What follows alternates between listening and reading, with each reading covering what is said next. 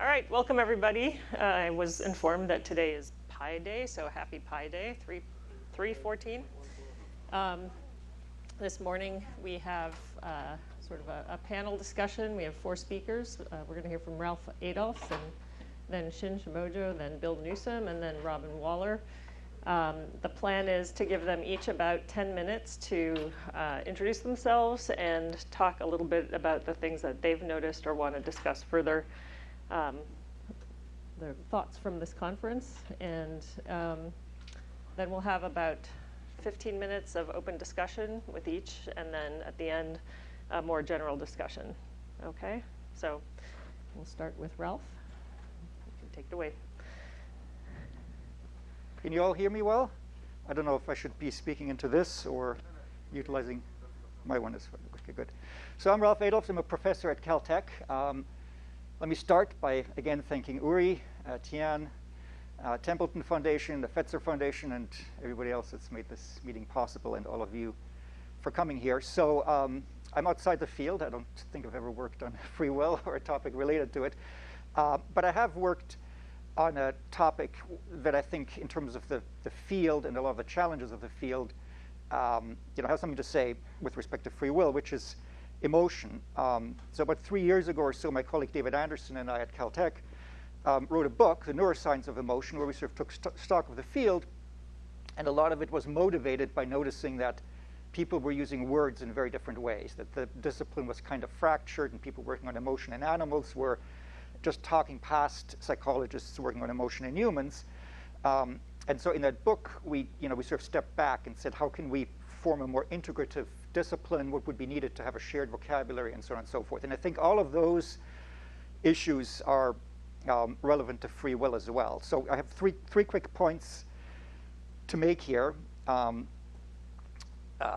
the first one, I guess, is just, it's already come up, and it's kind of obvious to step back and think about, like what the field of consciousness studies has done, what are the sort of best scientific practices? How can we ensure that we have, ideally pre-registered studies, et cetera. The second one is the big one here that I want to just say 5 minutes on, which is how to build a shared vocabulary, which I think depends on making distinctions. And so Walter Sinnott-Armstrong, in his initial lecture, I think, had these slides up where, well, we should poll lay people and get some idea of what are their concepts of free will, what's the topic under study. And of course, you have to do that to some extent, because otherwise the lay people will just say, well, you've changed the topic, you're not talking about what we're interested in. But I think the relevant distinctions, and the ones that we also make in our book with respect to emotion, are roughly these. So in the first instance, there's words that we have, and so it would seem useful to take a look at the meanings of those words, how people use them in particular, different languages. And then, of course, the associated concepts. Presumably, these will differ to some extent throughout history and across cultures, so it would seem important to take some inventory there. In all of those cases, so you might think, you need words, you need concepts about free will in order to have free will, and that might be true to some extent in humans, but surely you would want a conception that applies to animals as well. So the next kind of level is how we or other animals make attributions of free will. So certainly if you see a certain kind of behavior, biological motion, et cetera, there are various cues on the basis of which, from observing those, you can infer free will in animals, other humans, AIs, et cetera. And again, in emotion research, that's a big topic. So people spend a lot of time showing, pictures of facial expressions of emotion and asking what happens in the brain when we attribute or infer emotions in others. So same thing with respect to free will. Once you've done that, you might think then you could look across some mixture of these, the concepts we have available, and also the criteria on the basis of which we make attributions of free will, to come up with some kind of list of, so what are the properties or necessary criteria for free will? Maybe it has to persist for some time, it has to integrate information. There's some, in many cases, functional properties that we think are a big part, maybe not necessary or sufficient, but a big part of free will and the criteria we often use to individuate it. Once you have that, then I think you can actually ask the sort of hard question, does an animal or organism of any kind actually have free will? Can we look inside? Can we use neuroscience and say, well, we have these criteria. It has to persist for some time. It has to evolve in a certain way. It has to integrate information in a certain way from different sensory modalities. Whatever we think matters or comes into play when there is free will. And then look in the brain and say, do we see actual brain activity or neural representations that share those basic features or properties of free will? So that's the exercise we took with respect to emotion. And I would think, it's earlier on, I think, in the field with respect to free will, but some similar program to that, seems to me a way forward, so that you come up with a vocabulary, a set of concept, and a set of operating characteristics, as it were, for free will that you can then use to actually apply to neuroscience. Without those, it becomes very difficult to know what to look for. And then finally, on this topic, one really interesting question which came up in a few of the talks is that where in all of these distinctions that I just sketched might individual differences happen? Obviously, with respect to words, maybe concepts, but maybe actually, the experience and the actual, state of volition in a person. I could imagine, certainly in pathological cases, obviously there would be differences, but maybe even in healthy people, there's a big difference. And so when you talk to somebody and they seem to have very different intuitions about free will, well, maybe those are real. Those are not just vocabulary or conceptual differences, but they're based in actual differences in how their brains work. With respect to emotions, that's clearly the case as well. So you could have individual differences at all of these different levels. Quickly, the second point, which is related, is to ask the question, what's free will good for? Which, as a biologist, you might sort of cash out by saying, how and why did it evolve? And what precursors can we find in non-human animals? And again, that seems important to do, and we did that exercise with respect to emotion. There are lots of interesting aspects of that I think could allow you to get traction on figuring out more about the functional properties of free will. So you might ask, in what kinds of environments would it be advantageous to have evolved free will? In what kinds of environments is it unnecessary? And then, if you're a biologist, you might even ask, this sounds maybe silly, but you might even ask the question, are there model organisms of some kind that would be particularly well suited to look at one particular component or precursor of free will? We have cats at home, and I'm always impressed by predators, their need to very strongly inhibit prepotent responses. They have to wait, with a little mouse or a bird there, you have to really strongly inhibit the urge to pounce on it until the time is just right. You might imagine animals that do a lot of foraging, have very complex decisions, etc. And finally, you could, I think, imagine experiments in which you could train. So this would be very similar to what Petr Sturik and Al Cowie did in their famous paper on blindsided monkeys. It would seem that you could train monkeys to report on whether or not they feel they have free will, or at least a sense of volition. For instance, you could take the kinds of experiments that Alice told us about, where in humans, and if you take a very homologous brain in a monkey, if you apply TMS, say to premotor cortex, you would elicit this kind of urge to make a movement. If I do it in motor cortex or in the peripheral nerve, the hand moves the same, but I would not attribute that to myself. You could imagine training a monkey to report that difference, and then to report in actual ongoing behavior whether or not that difference is there. So just like being able to report blindsided monkeys, it would seem like you could come up with a paradigm to train monkeys to report on at least aspects of free will. Last one, just to close, and again, this is motivated by a lot of considerations David Anderson and I had when we thought about emotion, is for lack of a better way of saying it, where is free will located? And one way of thinking about that question is, how is it situated with respect to other psychological variables? So people who study emotion, certainly in psychological studies in humans, often don't look at overt behavior. They look at how emotion influences memory or influences attention, etc., how it interacts with other psychological variables. And so you would think the same thing should be true for aspects of free will, that there should be some story to tell about how it interfaces with other psychological variables, and that would seem important to understand. And then finally, the last, when I was listening to all the talks and thinking about this, it seems reasonable that the will part of free will could be investigated fruitfully by neuroscience and is, more or less in the head and something internal to a person.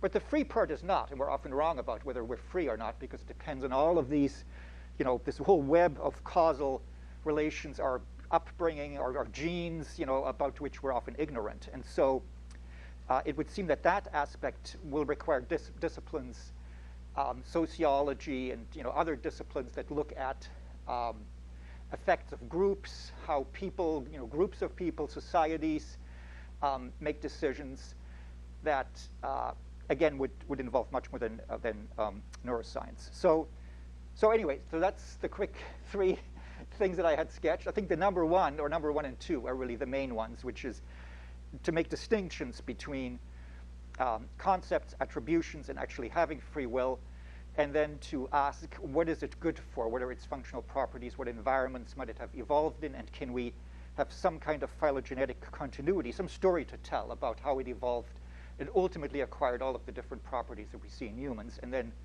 leverage that to do studies in animals of some of its precursors. Great. Thank you very much, Ralph. You might want to stay there, and we can take questions from the floor, but also people who are online, if you want to put your questions in the chat, I'll be moderating and pulling out some questions from the chat as well. Walter, go ahead. So Ralph, you're an expert on emotion. I want to know how free will is related to anger and guilt. If you think that you did something of your own free will, you might feel a lot more guilty about doing it. If somebody else hurts you of their own free will, you might feel a lot more angry about it. So I wonder whether people have ever studied those kinds of relations. They have. I wouldn't claim to be an expert on those topics, but yes, those distinctions between different moral emotions, the distinction between shame and guilt, for instance, or shame, guilt, embarrassment, and anger, indeed depend on exactly those distinctions that you made. I guess just one quick further thought with respect to emotions. So one way of thinking about why did emotions evolve and sort of what are they good for, and then the same thing for free will, is to situate it in terms of its control over behavior in between, really simple reflexes and volitional deliberative behavior. So you might think that, very broadly throughout evolution, initially anemones or whatever is just a bunch of reflexes.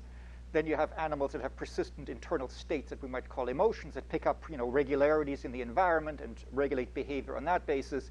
And then finally you have deliberate volitional behavior that needs to incorporate sort of everything to think about it. But it seems like a continuum, and so I think you could fruitfully ask where in that transition from reflexes through sort of fixed action patterns and emotions to deliberate behavior would we say, free will or components of it arise. That's a different answer than answering your question, but it just came to mind. Mark. I'm just reacting to one of the comments you made about definitions of things. That was one of the projects that we had talked about at one time in the consortium, and I wonder what happened to that project. Uri, maybe you could comment. We were thinking about making some sort of dictionary of terms. We're still thinking, but I mean, no, it's one of those things we need to do where the pandemic a bit upended, but I guess that's something actually the pandemic should not have upended. So yeah, you're right. And that's something that our group, I think, with philosophers and neuroscientists together, is especially well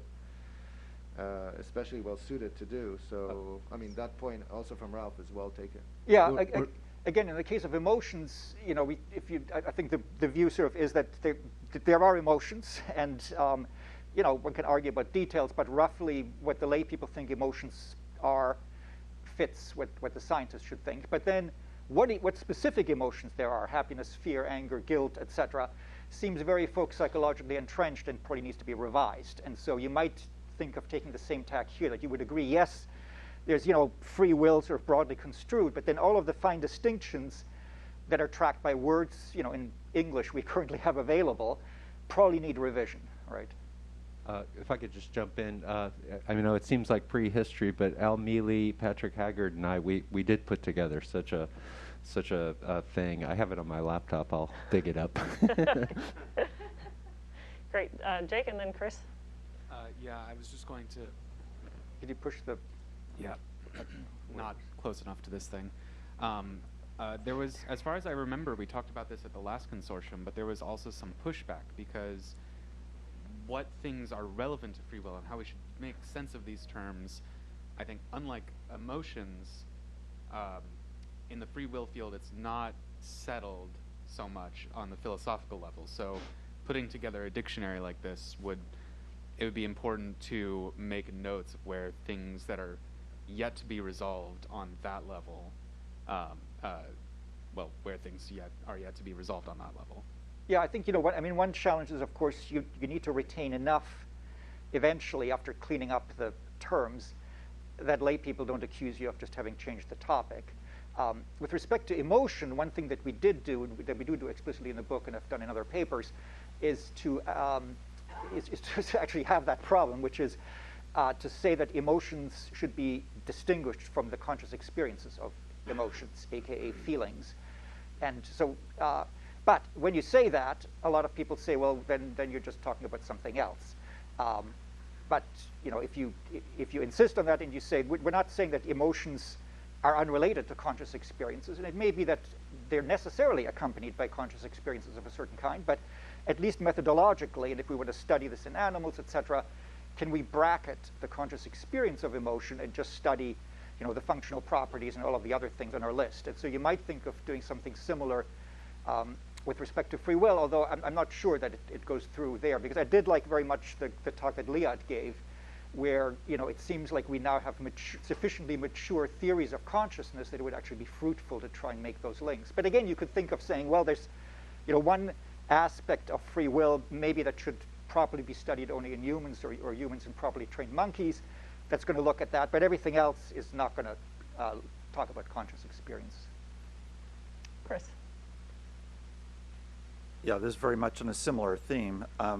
I suspect you'd be more successful if you didn't use the words free will except in sort of a broad description of the project, but didn't say this is what free will is and what are the advantages of having free will. But if you worked with more basic and neutrally described characteristics, like you gave the example of impulse inhibition and things like that, that you might kind of build a theory from the ground up rather than start with a statement of this is what free will is and this is what we're studying. Rather start with these sort of small, very precise capacities and build up from there. Manuel. Yeah, so I guess I'm very sympathetic to some of the methodological thoughts you were expressing, and I'm super sympathetic to the thought that a good theory of free will is going to end up being revisionist. I want to know a little more, though, about the idea, about the kind of methodological framing, and in some sense this sort of picks up on something Chris was just saying. So one of the things you were noting is, look, the neuroscience can give us a story about the volition part of the story, but then you said this thing I thought was very curious at the end about, yeah, but the free part might have to not get done by neuroscience, and maybe we have to look to social theory. But I wonder if that's giving away the store. And here's why I ask that question. Suppose somebody said, look, what we really need is a theory of free kicks. And somebody comes along and says, here's what we're going to do. We're going to do a big deep dive on what's involved in kicking, the physiology of kicking. We tell an entirely naturalistic story about kicking. And oh yeah, the free part, we're going to leave that for social theory. Now, at that point, somebody might run exactly the word that I think you were rightly sensitive to about wait a minute, this is now a very deeply revisionist project where we've just changed the topic. And the free kick person comes along and says, no, wait, but the whole point about free kicks is that this is a thing that operates within a social practice that might pick out very diverse kinds of activities that have wildly different sorts of shapes. And you're just doing it wrong. If you're starting from the physiology and trying to provide an account of free kicks, you're going to end up with a wildly revisionist story. So can you say a little bit about why we shouldn't have that reaction when we say that the free part of the free will story is going to come from outside? Yeah, no, I mean, that sounds right. I guess part of sort of my intuition for making the distinction that I did I guess, comes down to distinctions in first-person authority. So, if you say this was effortful or I really intended to do this, that has some certain authority when you say it as opposed to when the scientist infers it. But if you say, I was free, I could say, no, you're wrong. And quite often you are wrong, because I can point to all of these other, this huge web of external causal influences of which you're ignorant. And so it depends what you mean by free. You could, of course, say, it seemed to me that I was free, or it felt free, whatever that means. But there does seem to me to be a distinction between the sort of positive component of really intending and willfully doing something versus the more sort of negative component of lack of constraints, et cetera, which refer to lots of causes of which you're going to be ignorant, right? That was just the basic intuition. Okay, we have a question from the Zoom participants, and Paul Fletcher says, do you have any thoughts about addiction and free will? Addiction is usually considered as acrasia or weakness of will, although the reward system may play a significant, I think, role in thinking freely. The agent can be aware of the vice, but feel helpless to overcome the urge to take drugs, alcohol, etc. Any thoughts on this? Not really, no. I mean, I don't. It's a great question, and these examples always come up.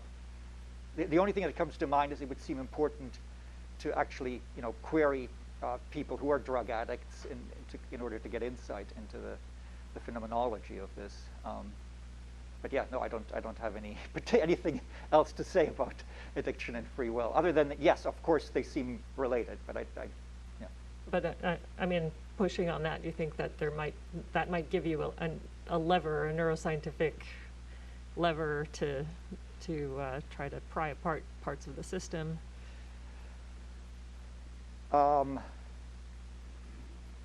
Maybe. I mean, the examples often come up, right?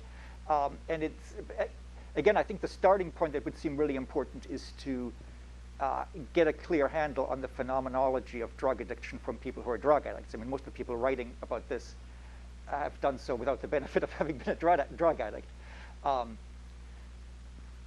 Yeah, I mean, it's relevant. There's, a big literature on it. I just nothing comes to mind that I would, particular contribute to that. Yeah, go ahead. I might be able to add to that. I don't know it very well either, but we worked on time perspective and how that might influence free will, and presence hedonistic, which is sort of the idea that you kind of live in the present. That kind of has a link to addiction.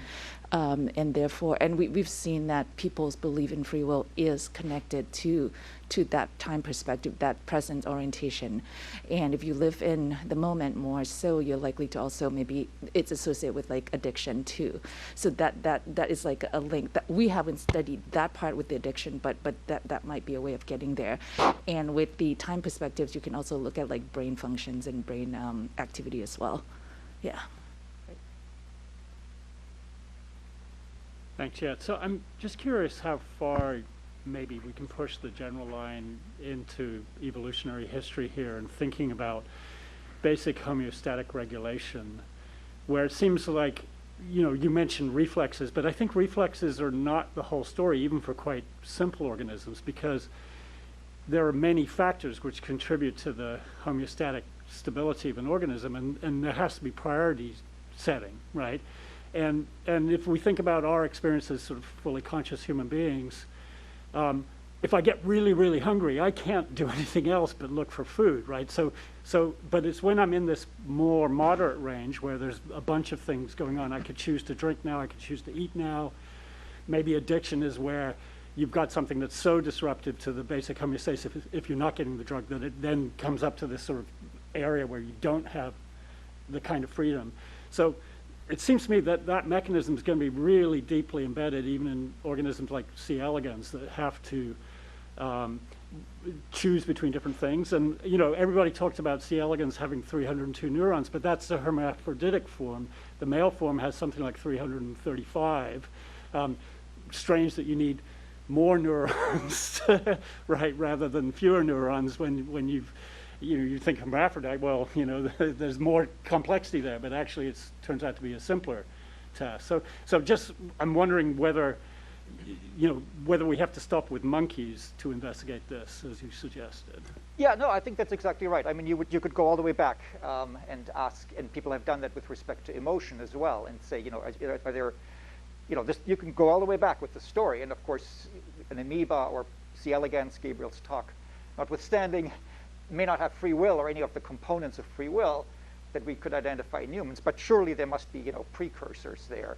I guess one very broad, you could sort of take a very broad engineering view, which people like Herbert Simon, for instance, did with respect to emotions, where he had this idea that if there's just ongoing, goal-directed behavior, that would involve free will. But then, in addition, there are all these sort of interrupt mechanisms based on it. So that if you're really hungry, if there's a tiger charging you, then those go. That the free will goes, and those kind of take over your behavior. So there's a bunch of modules tacked on there that normally you incorporate all the information. There's deliberation as you go about your business in a non-threatening environment. But if there's some need quickly to change, you need to have these sort of interrupt mechanisms that then would take over. So you could imagine designing it, again, depending on the environment in which an animal operates, that such mechanisms would have evolved. Okay, thank you very much, Ralph. Let's thank Ralph. Next up is Shin.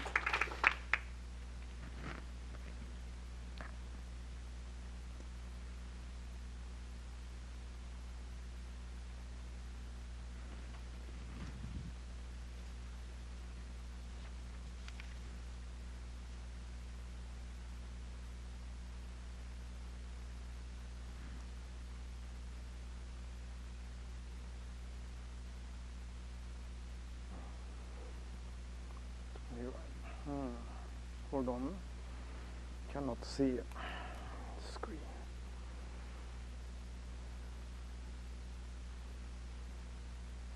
Do you need to I have to mirror it, hit right? play, or? It's okay. It's okay. Yeah. All right. So, yeah, that'll be good. Oh, okay. It's okay. I'll just do it. Yeah. Okay, so we are also, just like Ralph, located at Caltech. This is an old pre-COVID photo, so I added some critical collaborators. We are focused on sensory psychophysics and sometimes cognitive neuroscience. How could I use this pointer? This doesn't matter. So the consciousness is tip of iceberg. Lots of okay. But it doesn't work. So. Okay. So we are focusing on implicit brain mechanisms and implicit mental processes. And it's a strategy to sort of clearing out about consciousness, because consciousness itself is so hard to study. Implicit part can be studied psychophysically and behaviorally. This is just a crude list of past projects. We are doing so many things. From this slide, I just wanted to mention one more time about this Cascade Effect, which was the one of the topics that we discussed in the past. So I don't need to duplicate again, but basically you ask the subjects for free observation to decide the preference between two faces or anything else, and the eyes are biased much, much earlier towards the two being chosen before conscious awareness until the subject decides that, oh yeah, I like this side. Now, of course, you can say, well, that's just a preparation delay for motor response. But in another study where we use people, we elongated this sampling bias by gaze up to 7 to 8 seconds. That's way too long for just simple button pressing preparation. So it's more like sensory sampling is already biased towards selection. You can talk about mind first, body first, James Lang, tradition, all those things. I would say it's both. There's a positive feedback loop.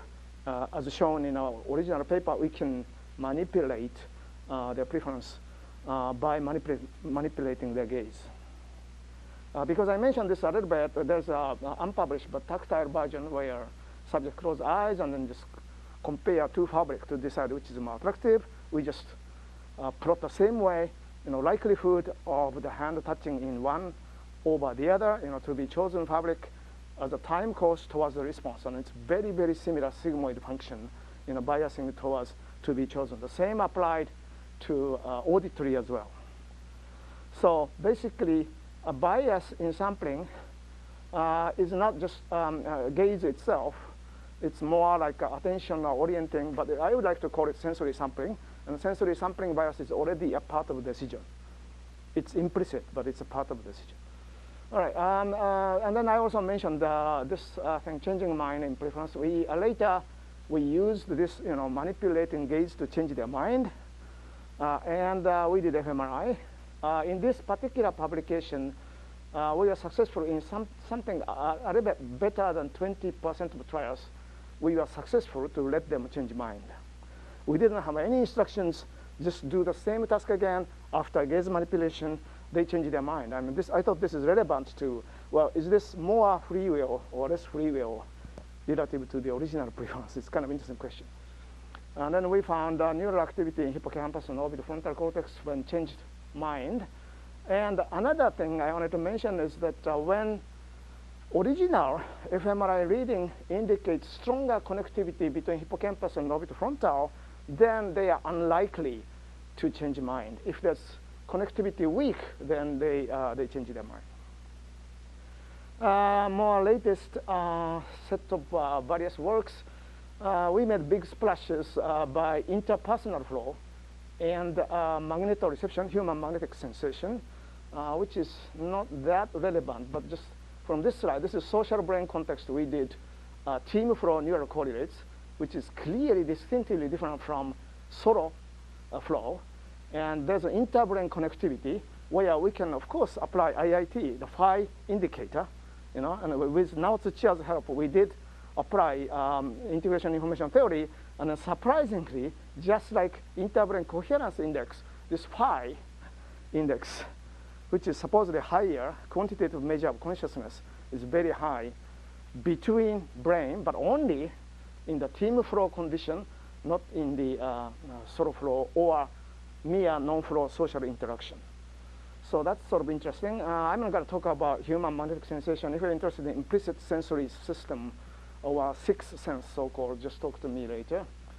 Here's finally, so my observations and discussion cease. I'm so glad, and thanks again for invited here, but what I saw was different from I expected, to be honest.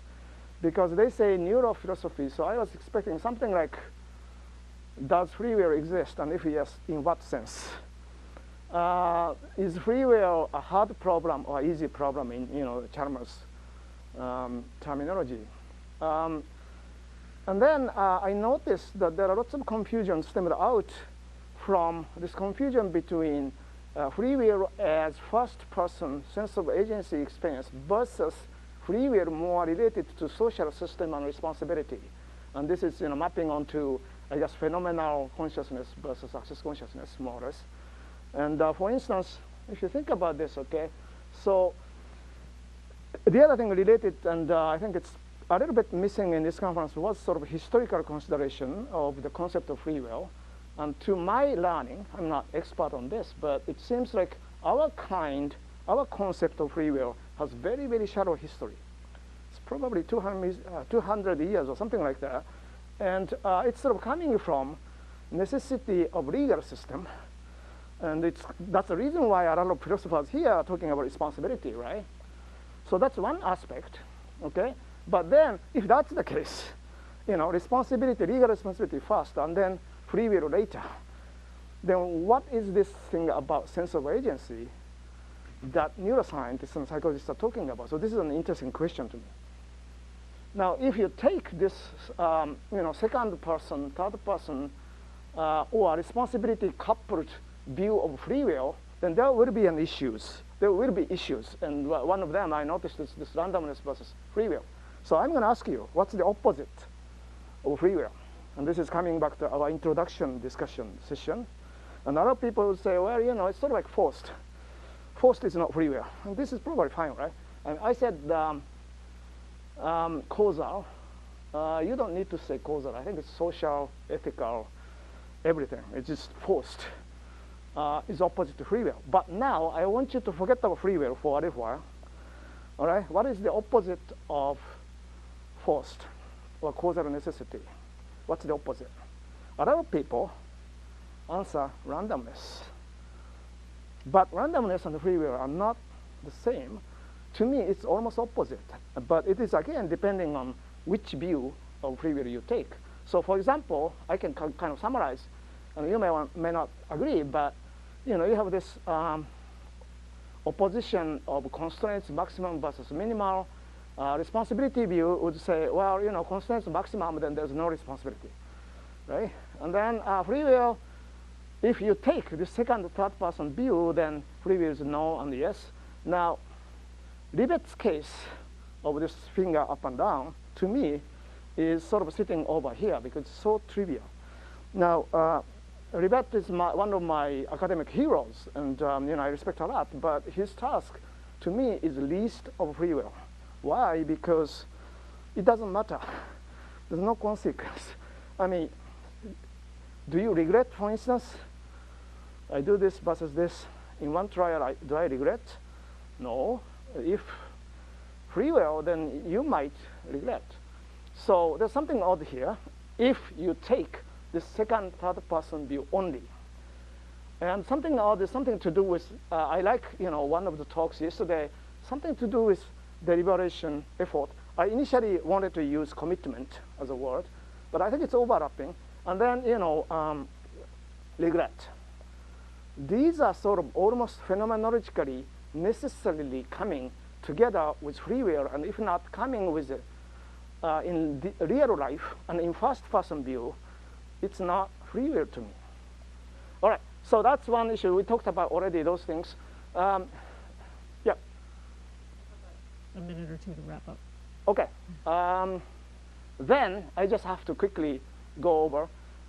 There's this thing about urge to do something, brain stimulation, urge to do something. I have a problem with brain center or neural correlates of free will. Because if you stimulate, you get free will behavior, but whose free will is that? So this reminded me of Darwin's comment on Gabriel's C. elegans. Whose free will is it? The other thing is that, this is more like criticism against neuroscience, but we use decision making, and decision making includes passive cases and active cases.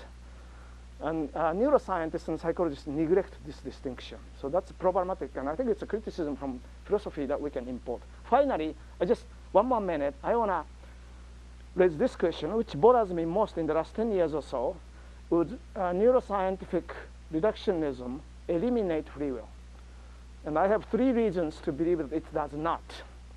And I don't have time, but this is published. There are 3 reasons. One is feeling of free choice may lie in the post-predictive process, not in the predictive process. This is reason number 1.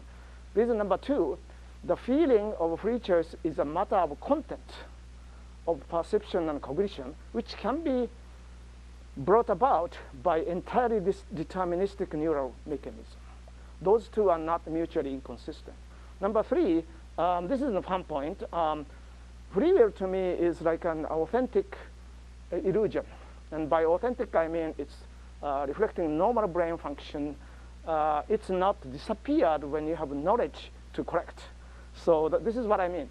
So this, the upper longer, bottom shorter, I correct you. This is the correct knowledge. And I erase again. The illusion gets again. Free will is something like this, I think. Okay, I'm done. Thank you. All right. Can I just ask you to clarify? Are you now saying that free will is an illusion?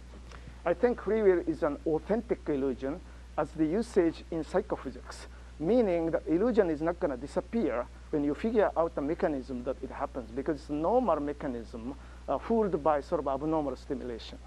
So it's reflects the normal function of social brain, normal function of sensory brain, and then it's by figuring out the mechanism, it's not eliminated. And this is the reason why I'm arguing that neural reductionism and determinism is not going to eliminate free will.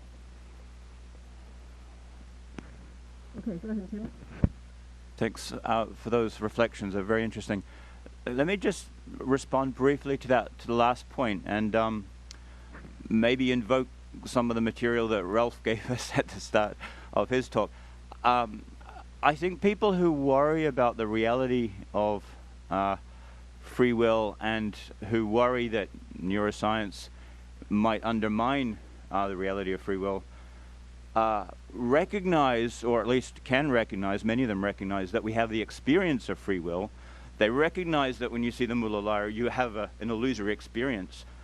But they strongly resist the thought that free will, the term, the concept, refers to that experience. They say, yeah, I have the experience. Sure, you can generate the experience. But the lines are not the same length, right? And so one can say we should use the term free will to refer to the experience, and neuroscience is not going to eliminate the experience. It's maybe going to explain the experience. It's going to uncover the mechanisms that generate the experience. The experience is going to remain. Sure, and that's interesting, that's great. But there's a strong sense, I think, in many people that if you only have the experience and there's nothing that experience picks out in the machinery, then there's a sense, a very important sense, in which what we want from a theory of free will, we're not going to get. Yeah, more or less I agree, but this is coming back to, again, the distinction between first-person free will, which is sense of agency, it's first person, and second person, third person distinction. And I think the mystery is that we are using the same word free will in these two cases. And then I think that's the core of the social system, why it's working and stuff like that. But the other, so I don't have any conclusion, I tend to agree. But the other thing I observed is I myself, as psychologist and neuroscientist, was astonished by myself trying so hard to rescue free will from this determinism and reductionism. And I was surprised by myself. I noticed that Benjamin Libet tried to do the same. He tried to salvage free will from his own findings. And I think logically he miserably failed, in my opinion. But anyway, so I don't have a conclusion. I tend to agree with you. Thank you. So I have one question really about the illusion, well, the story, because you also said that free will means so many different things. There's the historical thing that's only 200 years old, and there's the sense of agency, and then we had, homeostatic, much more basic mechanisms in worms. So I guess I'm wondering, when you say it's an illusion, which of them is an illusion? Because and so I guess if maybe it's more the question whether all of them really can be brought under one concept. I guess that's the question that I'm worried about, because there are obviously, it seems odd to say that we can't study the decision making of the worm, and that probably will have a reductionist explanation. That might be more difficult for human free will, historical free will, and it might not be, and there might be a question about the connection between the two. Yeah, I agree. Sorry, that was a nice clarification. So this paper was on post-diction, and I was, making this first point of, the neuroscience is deterministic prediction, but free will is living mostly in post-dictive domain. But I have to detail this. But let me just clarify. This is not about free will. This is the feeling of free choice, as it's written here. So that's the first order. It's not even narrower than sense of agency, but it's overlapping there. Yeah, so I agree with you. Colin. Thanks. Yeah, I'm going to keep pushing the low-level questions in a way. So and this follows up a little bit, but I'm interested in the way in which learning relates to your post-dictive and predictive story here. So it strikes me that if you're going to have, which we do have in relatively simple organisms, a kind of operant conditioning or instrumental conditioning where it matters whether or not this thing happened due to things that were out of the control of the organism versus things that were in control of the organism, because in the latter case, changing your behavior can change the outcomes, that you might not then get this sense of agency, which is the first-person notion of free will here, as something that signals to the organism, there's something that can be done here differently from this internal reconfiguration. That strikes me that it's not entirely post-dictive, that it's partly predictive, because if you even give the organism as much as the Rescorla-Wagner learning model, right, then there's sort of a bunch of outcomes that could happen, and the biggest learning signal is from things that were predicted to happen but didn't happen. So I'm just interested in your comments on thinking of it in this framework. Okay, so I don't fully understand your question, but let me just make 2 comments about experiment manipulation and animal. So this is the reason why I kind of like this example of changing mind, okay? So experimenter manipulated with the expectation that changing mind percentage is increasing by gaze manipulation. So, you know, you like this one, this face or this face, you like this face. Okay, now do this, you gaze, gaze this. Do this again, it doesn't matter. You change your mind, or you can change your mind, or you can stick to it. Do it. And then 20 to 30% of chance they change their mind, as opposed to the baseline 1% or something. Now, is this more free will or less free will? And it's interesting because it's coming back again to 2%, 3% free will. In this case, experimenter has that, making a guess about the free will from their behavior of changing mind. Versus themselves, if you interview them, yeah, I know I was forced to do, some gaze things, but this preference is actually utterly independent of it. In fact, we do lots of post hoc questionnaire interview in those gaze cascade experiments, and we manipulated 0 observers later said, yeah, I was manipulated, I think. Nobody said that. Yeah, so that's one comment. The other comment, I think we can ask a direct question as to whether this is free will to animal. In a sort of like analogous experiment of, this famous binocular rivalry, and the monkey pressed the button for this is visible versus this is visible. It's contingent upon neural activity of pattern A in visual cortex versus pattern B visual cortex. In this case, they were successful training the monkey to press the button in accordance to the perceptual change. We can ask the animal whether this is free will choice or not free will choice if you do clever training.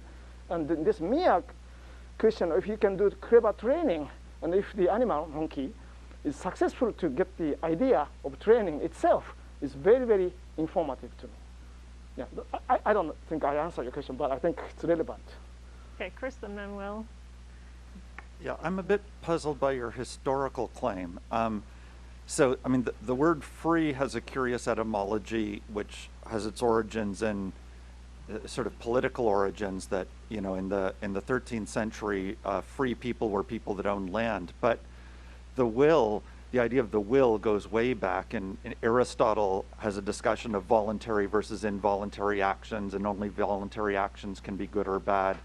And, there are discussions in Augustine and so on. So what's the ingredient that gets added 200 years ago that makes it free will? It's coupled with responsibility more explicitly in the social system. Of course, you probably know better than me, but that's my understanding. Yeah, I mean, that's there already in Aristotle, right? I mean, he says that only voluntary actions can be judged as good or bad or right or wrong. Okay, I might be wrong, but it's still, I maintain that there's social aspect, social concept of free will related to responsibility versus sense of agency or sense of free choice, which is by definition first person. I maintain that. Okay, Manuel? Yeah, this was just to second the thought that Chris was articulating, that there's a much longer history of people talking about free will in ways specifically tied to responsibility. You see it in Augustine. And it'll be interesting to see how they shaped differently depending on the age and society. Yeah, so I do think that the cross-cultural question is super interesting, and it's something that has clearly been understudied in the history of the concept and the way in which it has developed. So a couple of people have tried to do these histories of the development of the concept. I mean, one thing that's interesting, I think, for your purposes, so this is outside of maybe the 200-year window, but is the advent in English common law of mens rea. So this was a moment when this was introduced in common law, I think around the 12th century, give or take, where previously legal systems hadn't been keeping track of the intentionality of the actor. But I think that's just one episode in different ways in which this is unfolded. But I take all of this on board in the general thought. I think you're absolutely right about it. I propose that that's one of the research directions. And just adding one comment. I learned, I'm not expert on this, but I learned between legal system of Anglo-Saxon history versus German history, the German makes very little distinction between the crime committed by intentional killing versus killing by accident. But Anglo-Saxon make big differences. And this is mapping onto Wittgenstein's, what's the difference between your hand raising versus you raise your hand, right? So there are lots of things to study in terms of comparative, cultural, and historical aspect. Yeah. Okay, John, then Liad, and then we're done. Hi. Yeah, thanks. That was super interesting. I just wanted to sort of make a pitch for maybe the neuroscience of the phenomenology of free will, because I think what we're getting at here is potentially neuroscience can get to a point where you can explain all of the actions and we can predict them. But then you say, well, okay, have we eliminated the agent? And everyone will say, well, no, we haven't, because there's a whole bunch of experiences that make me think that there's something more. There's the Wittgenstein indifference. And so, but then what we could do is a second stage of the project where we say, okay, well, now we're going to look at all of the different phenomenological experiences and explain those too. And once, for example, effort, as we were talking about yesterday. And once you've done that, then maybe you have, you've explained the sense of agency, but you've explained it mechanically. And so that second stage maybe then does eliminate, there's nothing left. Yeah, that sounds good. You just have to be a little bit more explicit about different kinds of free will, or different kinds of sense of agency, or different context of free will and stuff like that. You just have to have a reasonable taxonomy there, it looks like. But I entirely agree. Yeah. Liad. So thank you. It was very, very interesting. One thing I wanted to ask, I think it, in some way that was already discussed, but still, so we know why some of these visual illusions happen. We can explain it because we know how the visual system works. Do you have any speculation as to why this this illusion of free will would happen with respect to how the system works? That's one. And the second one is a bit off topic about IIT and the shared phi thing. Wouldn't that actually disprove IIT if two brains together have a higher phi, and they clearly don't have the same, they are not one complex, they don't have one experience? Doesn't that go against IIT? So, am I supposed to answer? So first IIT thing, no. So now Tsuchiya offered this technique and we did work together. I said, oh my God, so in team flow we have a united single consciousness. And he said, no, no way, because phi requires lots of computation, including microscopic connectivity and causality, which we don't have in interpersonal EEG data. So this is really a very limited computation. So the answer is no. But I think it's similar, like volleyball, somebody's tossing and somebody's spiking, and there's perfect timing. Right? If you do left hand and right hand, there's perfect timing. Something like this is happening between two brains. But it's different from single consciousness. What was the first question? We can discuss it later. It was just why would the system generate this illusion? Oh yeah, I have zero idea. One speculation would be causality framework. So you have this responsibility requirement from social system, and then there was a criminal behavior there. You want causal, you want to identify causal thing, event.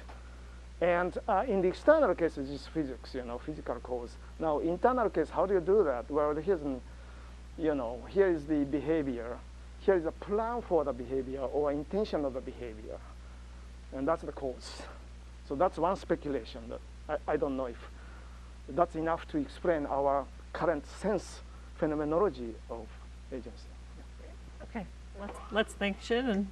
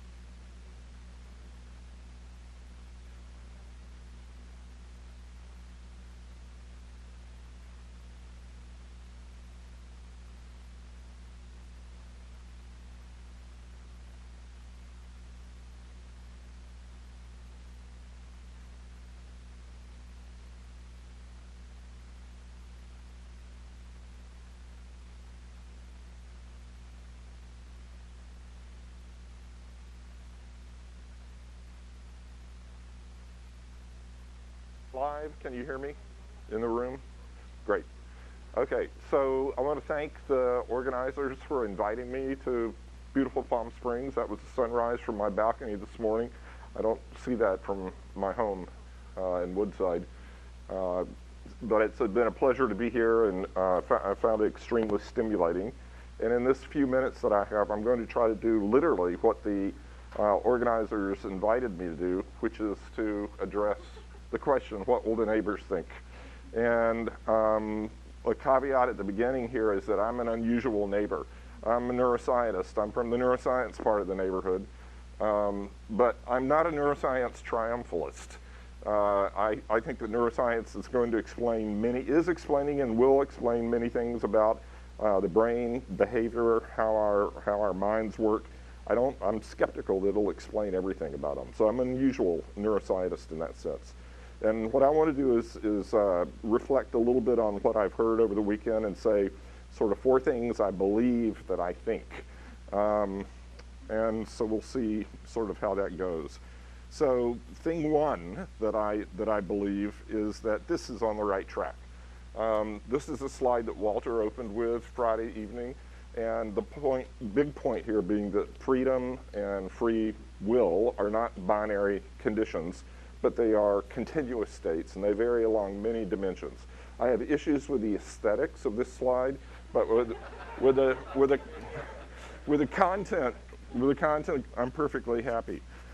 Walter asked us, can you think of any other dimensions? And the only one that really came to my mind is one that actually came up in several of the talks over the past couple of days about endogenous constraints on freedom versus exogenous constraints. And, you know, I have endogenous constraints. I'll never be free to shoot a basketball like Steph Curry does. My body's just not built that way, right?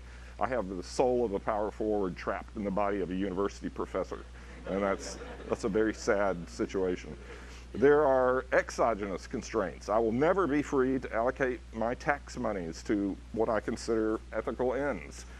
Building yet more ICBMs is not what I would choose to do with my money, yet I'm in a system that gives me no choice about that. So it's an exogenous thing.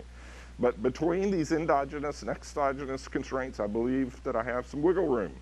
And this is one thing of the wiggle room, that no matter how much my body screams, you don't want a colonoscopy, Bill, I actually have the freedom to make a different choice. And Ralph, talking about animals, I don't think there's any other animal on the planet that would sign up for this procedure, okay? So there's something different here about human animals and other animals. So I think we have wiggle room. So thing 2, I believe, I like what I've heard in the conference about the link between consciousness and freedom. I think that's on the right track. I don't follow all the subtleties sometimes, especially the subtleties of masking experiments, but I think fundamentally it's on the right track. And I say that for this kind of reason. The problem of implicit bias is something that we are all very familiar with from our institutions. But the fact is that there's nothing you can do to correct implicit bias until you become conscious of the fact that you are implicitly biased. And so, to me, you don't even have the freedom to start liberating yourself from biases until you become conscious of them. This is real lived experience for me. I was born in 1952, grew up in the South. I grew up in a system that was separate for black people and white people. And it was just the way things were. And it wasn't until the civil rights movement of the 1960s that I became aware, became conscious that there was really very different ways to think about these things. And then I had a choice. It doesn't mean I'm going to make the right choice. And when I make a choice, I have to fight to keep making that choice for a lifetime. But still, I can't make good choices in this situation until I become conscious of things.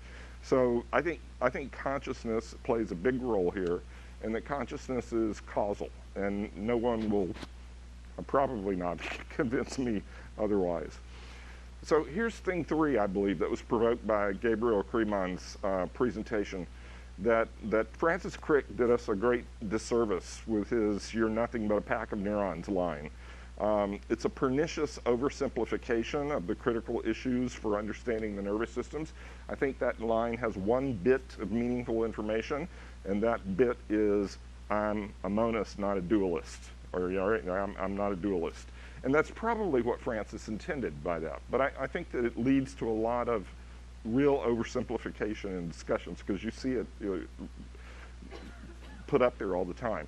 In reality, as Francis well knew, when you get into trying to understand a behavioral phenomenon like spatial memory, the mechanisms that underlie that in the brain are multi-level. You've got, we take a mouse navigating a water maze. We know the hippocampus, a structure in the brain, plays a special part here. We know about mechanisms of long-term potentiation at the synaptic level that play a critical role in learning a water maze.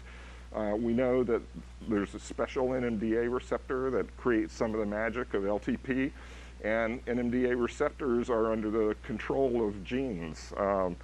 And this is all a part of the causal explanation of spatial memory, and causality, I think, is distributed throughout this kind of a chain of a mechanism at all levels. There's no one level that's privileged in terms of causality.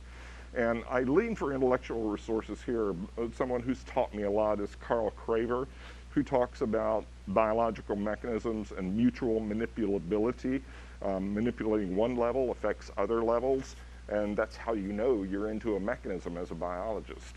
And I don't have time to go through this a lot, but basically it's making a difference. Where in a system can you turn a knob and make a difference in how the mechanism is working? And the argument is, and it's a key argument, is that this is distributed throughout the entire mechanism. And this isn't just, I almost said this isn't just philosophy, but that would be a bad thing to say in this context. How shall I rephrase that? I will rephrase that by saying this neurophysiology and this philosophy cash out in important ways, real world ways. So, you know, the Lasker Awards are basically a pre-Nobel for American biomedical science, and I was very startled to see this guy, Aaron Beck, win the Lasker Award back in September of 2006, because Aaron Beck, as many of you in this room know, is the person who invented cognitive behavioral therapy. And cognitive behavioral therapy is recognized now as an effective treatment for depression. In fact, papers like this show that patients who are in acute state of depression who go with cognitive behavioral therapy and serotonergic reuptake inhibiting drugs do better than patients with either alone, okay? Now, this is really important because the serotonin drugs are bottom-up kind of interventions. They're intervening down at a low molecular, nothing but a pack of neurons and transmitters level, and the people prescribing the drugs don't really care about your life that much. They care about the serotonin levels in your synapses. But cognitive behavioral therapy is a top-down intervention. And Beck himself said that the aim was to change the patient's beliefs and patterns of interaction with the world. He called it cognitive restructuring. But it's still a knob. It's a causal knob, and causality is distributed. That changes in behavior at that level are just as causal as changes in neurons. In fact, they do each other. So thing 4, I believe, is that if we understand neuroscientific analysis and neuroscientific mechanisms in this fashion, it cashes out pretty well, in my opinion, for understanding human freedom. So if you ask me, do I believe in free will in the sense of uncaused things going on in my brain and producing my behavior, I don't believe in free will. I believe that our behavior has causes, and the decisions that we make have causes. But the key question here is what counts as a cause? And I think that what counts as a cause is something about self-determination. I think when we think of freedom, we're not looking for uncaused, random stuff going on in our brains, right? What we're really looking for is some sense of self-determination. And the way I kind of phrase this, and this isn't original with me, I'm probably, people in this room have influenced me. I can't even keep track of all the influences. But, you know, what rings true to me, regardless of where it came from, is that my behavior is caused, at least in part, I'm just saying in part, we can argue about how much, 5%, 50%, I'm willing to argue about that. But my behavior is caused, at least in part, by my beliefs my values, my memories, my aspirations, and my conscious reflection upon those things. And I would say that beliefs, values, memories, and aspirations are simply higher level states of the nervous system. And they are operating up near the top of these mechanisms like the one for spatial memory that I laid out in a slide before. And these high level states of organization of the nervous system, like the higher level states in spatial memory, are part of the causal story of behavior. They're not all of it, they're a part of it. But if they are a part of the causal story of behavior, then what other kind of freedom do we want, right? So to me, I don't think free will is an illusion. I think it's real, and I think it's higher order states of the nervous system, and it interacts with many, many other things to produce behavior. But I think this is a constructive way of thinking about human freedom. So I'll stop there and answer any questions. All right. I'm going to start with a question from the Zoom. So Paul Fletcher asks, and this is a little bit, pushing the boundaries of what you talked about, but he asks, does epistemic injustice influence free will in the sense that a person can have a credibility excess or deficit regarding an action? What part do cognitive biases play in deciding an action without a conscious awareness of them? So I need the help of a philosopher, Adina. Can you translate that into something that I can understand?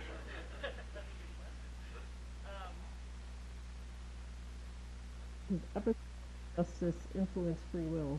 So the question is, if Paul, you can weigh in if this is not correct, but if people are embedded in a society in which they do not have the same kind of credibility as others, then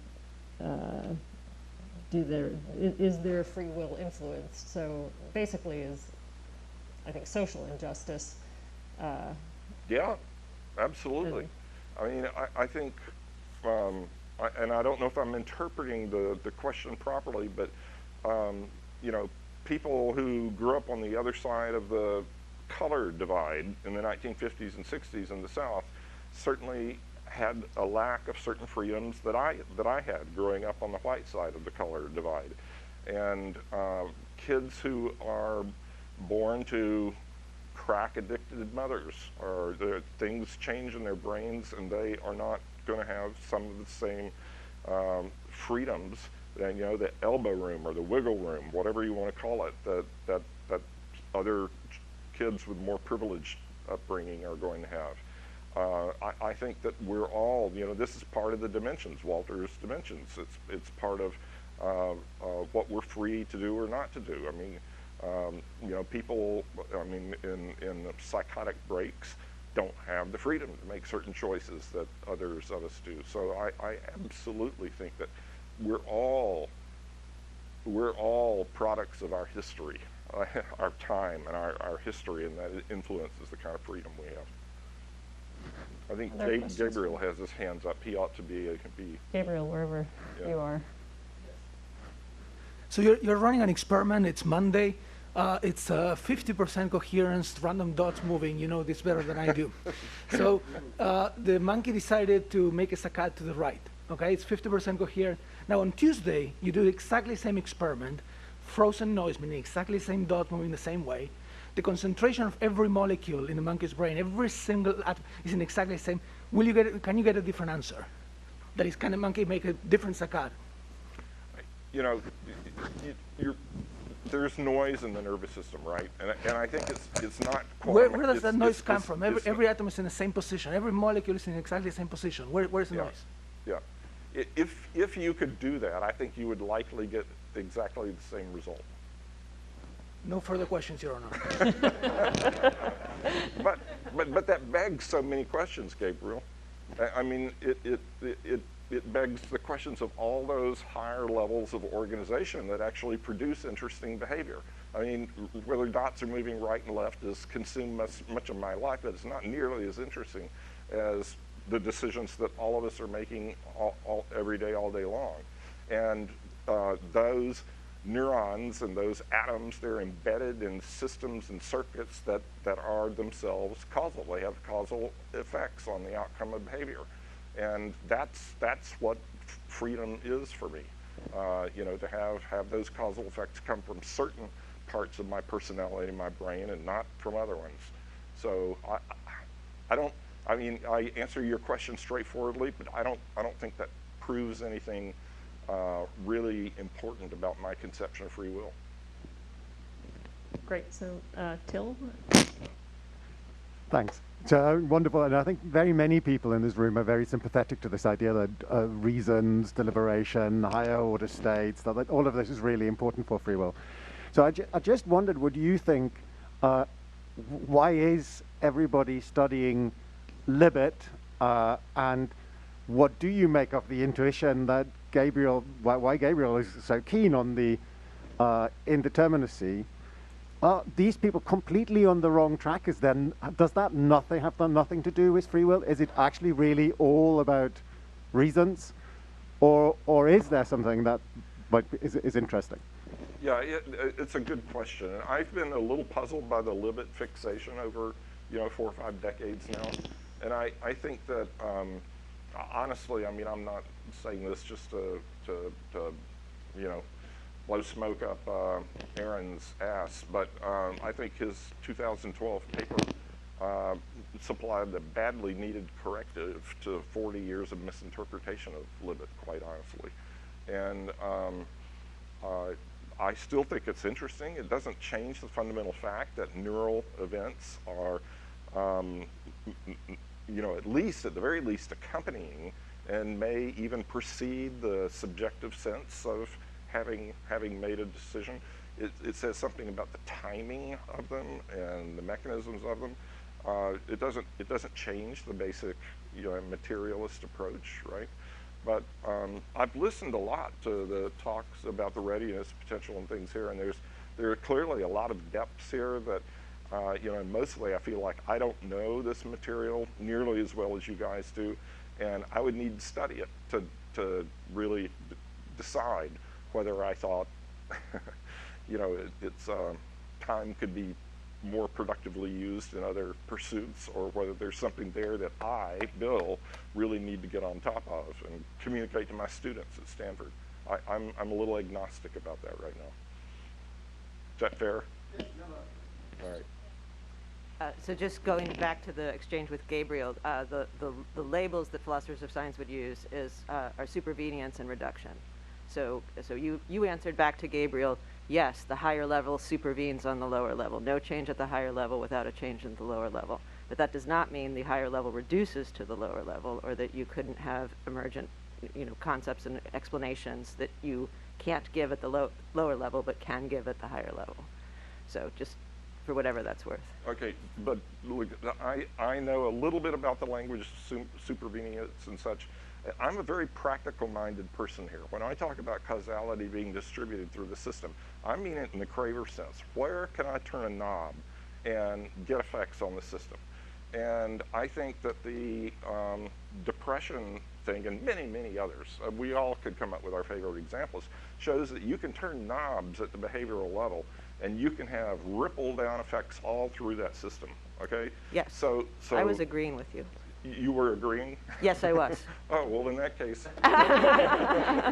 I was agreeing that, yeah, at the higher levels you get knobs that don't appear at the lower levels. You can turn them, and so you can have causal relations, and so you have science. That's right. At the higher level, and even though you can grant the supervenience claim. Absolutely, absolutely right.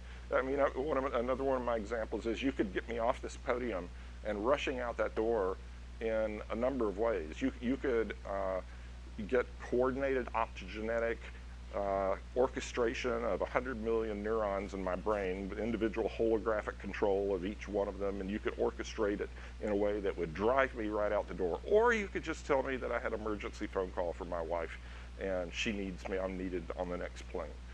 And one of those has 100 million variables, and one of them has basically a single variable. And they're linked. You're not going to get me rushing out the door without all those neurons being activated. But if you talk about parsimony, if that's a value in science, clearly which one of those is the most parsimonious? If you're talking about predictability, I think, you know, they're at the very least equal, and arguably the verbal communication with me is leads to more predictable results. If you want to know what I'm going to be doing tomorrow morning, you don't want a quantum mechanical wave equation of the probability of the location of these atoms 24 hours right now. You want this thing right here, right? That's what you want. So. Okay, Tim. Thanks, Bill.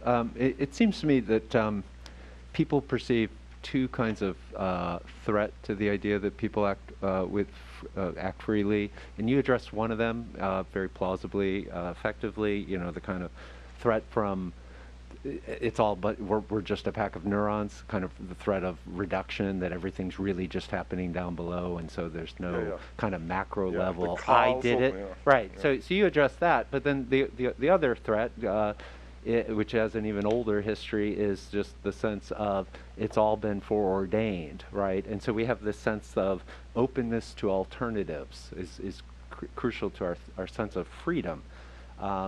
And I didn't hear anything that addressed that. I take it you would say, well, if you push that too hard, then you just get randomness. But you know, can't we make a distinction between causation and causal determinism? That is, there might be lots and lots of causal factors. Undoubtedly, there are on all of our behavior. That doesn't automatically imply, you know, thoroughgoing causal determinism. The idea that, you know, all the way back from the Big Bang, it was all foreordained. Right. Yeah, no, it's not, I mean, we know better than that, right? I mean, we do know that even in our macroscopic worlds, quantum mechanical probabilistic events can change the course of history. You know, melanoma is caused by photon absorption and damage to DNA in the skin. And photon absorption is the quintessential quantum mechanical event. It is probabilistic. It is random. And, you know, a melanoma can change the course of anybody's life in this room, can change the course of events at your university. If you get it and die, it can change the course of world events if the wrong or right person is a victim to it. We don't live in a deterministic universe, even though, you know, the things that we're concerned with are at the macro level. It's not itself subject to quantum mechanics, but quantum mechanics leaks through in all kinds of ways. So I don't believe in a deterministic universe at all. Okay. Tim. I just wanted to really enthusiastically second the main message of your Sunday sermon. I think it's exactly right to tie the problem of free will to the problem of mental causation, and to tie that to the problem of high-level causation. And it's nice to hear it being said from within the neurosciences. I told you that was unusual. Yeah, and just a quick plug for someone who I think has expounded on those themes in a way that I find very illuminating, is John Campbell at Berkeley. And some of his papers are, for me it's interesting, published with Ken Kendler, who's a very influential psychiatrist. So picking up on the work that Aaron Beck's done, just thinking through how do we make sense in psychiatry of the fact that you can, some people get help from these very low-level neurochemical interventions, but often, as you said, talking to people. How on earth does that work? And that's just a basic constraint on thinking about the mind and causation in the mind, that these two very different ways into changing the system, and that's got to stop us in our tracks. And until we've made sense of that, I don't think we can really fully claim to understand the mind. So thank you very much. Yeah, and I got John Campbell. What was the other name you mentioned? Ken Kendler. They've got a couple of papers together. They're on John Campbell's website, but I mean it's a common theme. But he's pulling on the interventionist approach to causation, applying it to mental causation. Yeah, there's so much I need to learn. That's one reason I'm here. That's the only reason I spent 3 days here, and I'm learning stuff gradually. But I've got to get out of some administrative responsibilities at Stanford before I really have time to be a scholar again. Okay, Mark. Yep. So I understand the view that any particular behavior at any one moment is the product of a multifactorial set of higher level, lower level, intermediate things, each of which has a particular probability of producing a particular act at any one time. So you have a complex system with many different elements, each with a probability of doing something, and if you put them all together, you might be able to predict with a very high level what would happen at any particular moment. Yeah. So that seems reasonable. So the question next is there anything else? Anything else other than predicting with high probability? Right. Is there anything else other than all those different, so you push button. And if you put them all together, you could actually predict what is going on. Would you say that you have to introduce any other process, any other brain process other than all those different things adding together to make a final probability? I mean, you might have to introduce things related to pugnaciousness. I mean, you know, anybody who's done psychophysical experiments knows that some subjects come in with, for inexplicable reasons, the whole purpose seemingly of destroying your experiment, right? So my mother was very good at predicting my behavior. But occasionally I would do something that I knew she wasn't predicting just to surprise her or irritate her maybe. Right. But that's also a probabilistic thing. It is very, very low. I don't know how, it would help you to know how often I would do that on average across years. It would not help you in any particular moment know whether a low probability event is coming or not. Right, so everything would be probabilistic. So at any one time you could say that you could come up with a probability of a particular behavior at a particular moment. Never would it be 100%. Because of all those different factors. Absolutely. But you could come closer and closer the more the factors you knew. Yeah. I think I agree with you, Mark. Is there a gotcha now? Have I just contradicted myself, bound myself in a knot, a logical knot? Okay, it was not a trick question. Huh? I have one more question from the Zoom that seems particularly apt for you. So Akseli Ilmanen says, on the monkey experiment and animal models, does studying the functional localization of when a monkey believes they're executing free will equate to studying the neural correlates of free will?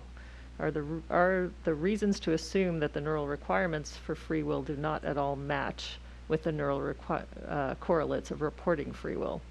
Yeah, I'm a little more reserved than Ralph about whether animals have free will. I mean, one of the themes that I picked up on in this conference here this weekend that I had not been aware of is that really tough decisions might be more indicative of you know, free choices than easy decisions.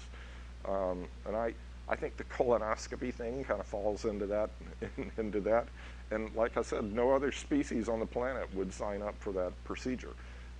You can barely get monkeys to wait 10 seconds or 30 seconds to get a large reward instead of a small immediate reward, right? Temporal discounting is so radically, I don't know what it's like in the great apes. I don't know how long chimpanzees or gorillas are willing to discount a reward. But those are the kinds of things that are, you know, intrinsic to one of Walter's axes of freedom, right? How far can you calculate into the future, and how rationally can you judge the rewards? So I don't know that I mean, we have paradigms that we call free choice paradigms in the monkeys, but I always feel a little uneasy when I do that. The dots are not free choice in a sense, because with the random dots, the motion stimuli, there is a right choice on every trial except the 0% coherence trials, right? There's a correct choice. But when you put an animal in a foraging task and rewards are coming up probabilistically at different points on the screen, and the animal has to integrate over time and learn which ones are the rich and which ones are the poor environment, and then still be aware that the environment might change on them. We call those free choices, because on any given trial there is no right answer, you know, determined by us. So maybe there's room for talking about freedom in animals in that sense of the word, in those kinds of paradigms, more than in actual sensory psychophysics paradigms. But I'm open to that. I was really struck by Ralph's comment that he thought you could probably train monkeys to report having, what did you say, Ralph, volition, or? Yeah, just do Alice's geometric experiment reports as if humans report in a monkey was, the basic idea. Yeah. You have an urge to move something, some will to do something, or something just is. Yeah. You're a So spectator. I think that's worth thinking about. That's interesting to think about, and that may be what the questioner on Zoom is thinking. I mean, I'm skeptical, having spent decades training monkeys. Monkeys will do whatever you want them to do to get the reward, fundamentally. Whatever you reward them for is what they will do.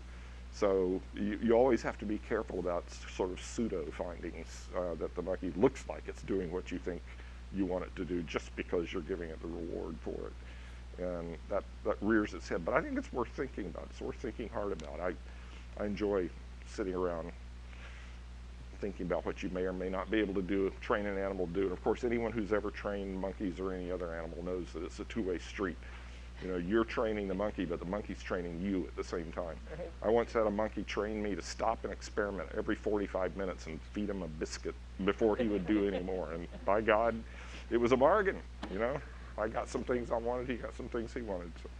Great, thank you, Phil. Yeah.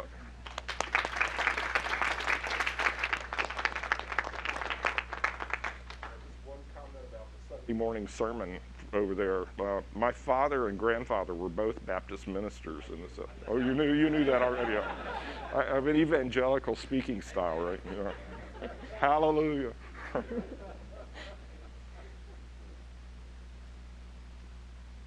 Okay, our last speaker is Robin Waller from Iona College.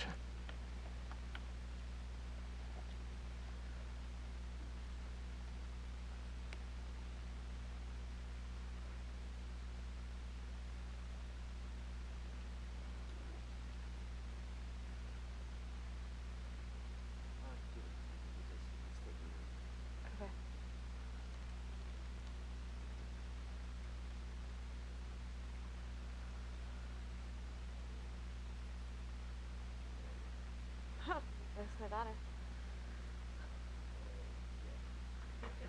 It's a very old picture. It's freezing.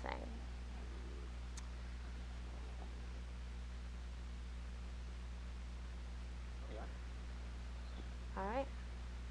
Should I get started? All right. So I am, I guess, more like a next door neighbor because I work pretty centrally in neuroscience of free will and philosophy of free will. I'm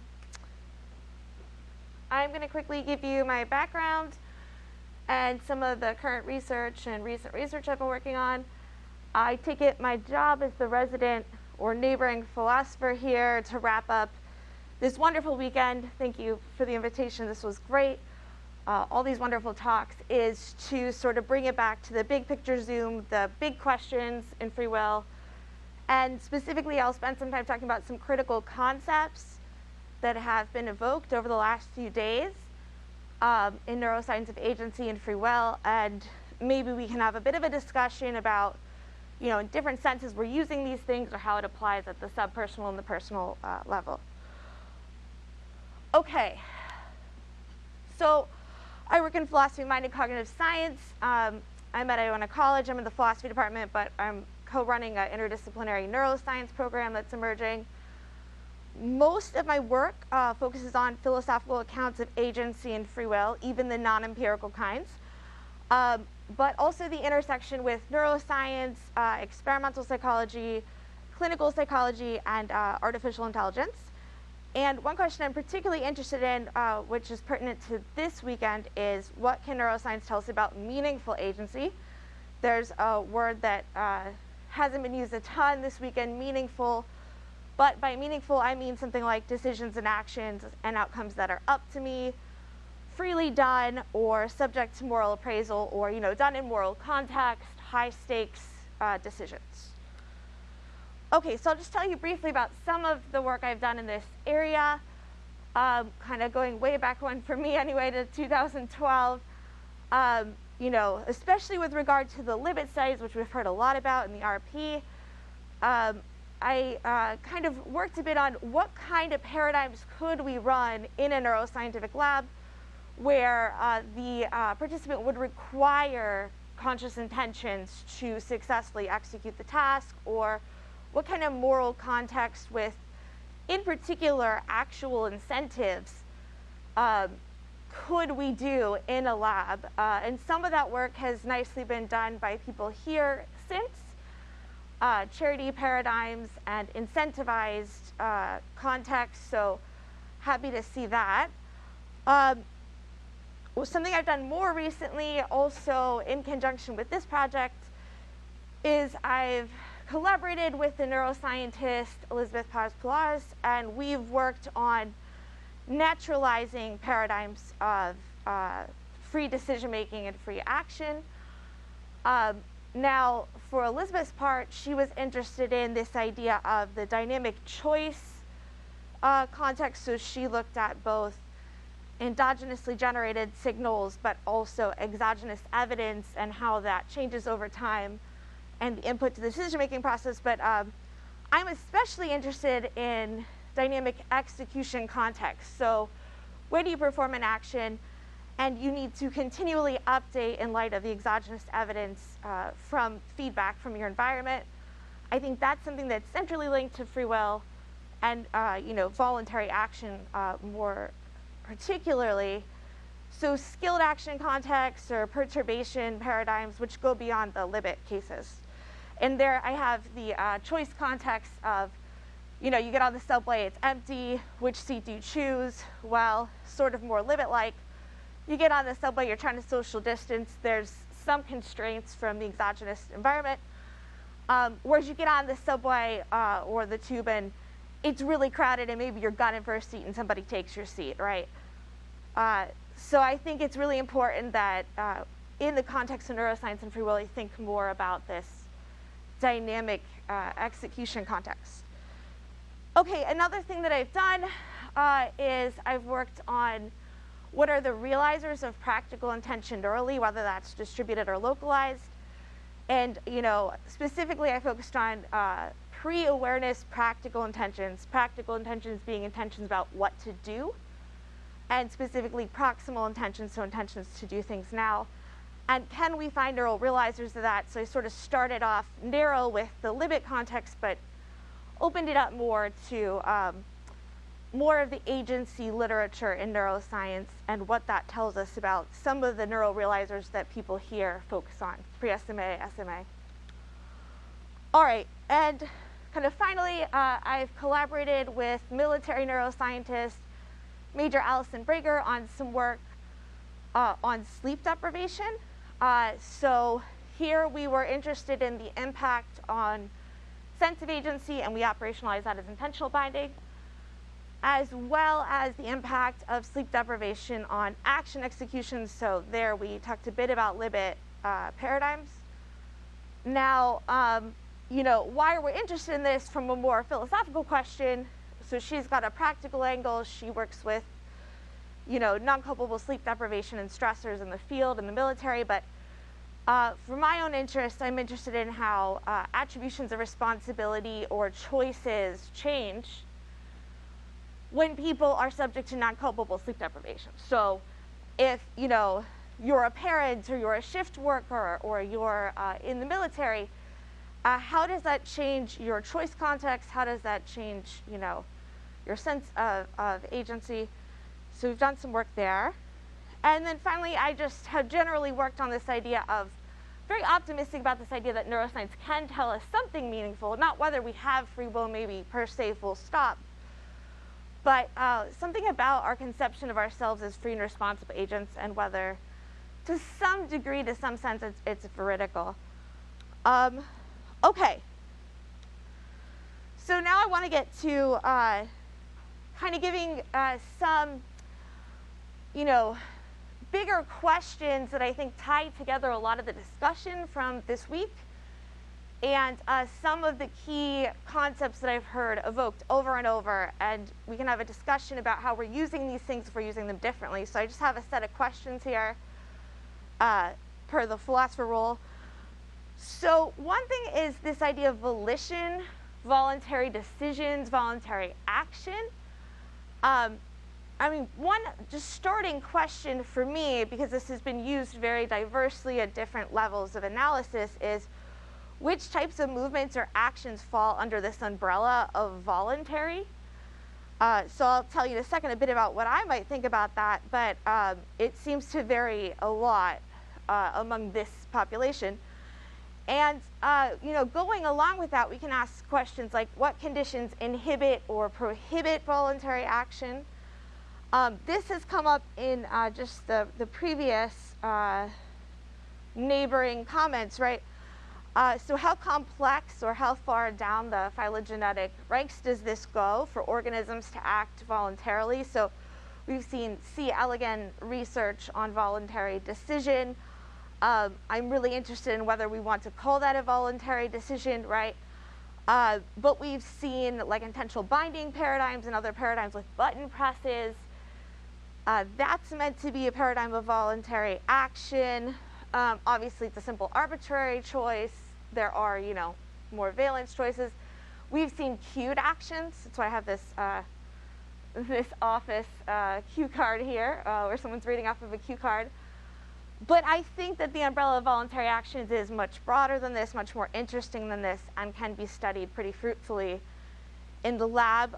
This also came up just in Bill's comments, but how are voluntary acts related to endogenous activity versus exogenous influence? So I think, traditionally, voluntary action, as I've understood it in neuroscience, has been tied to endogenously generated actions.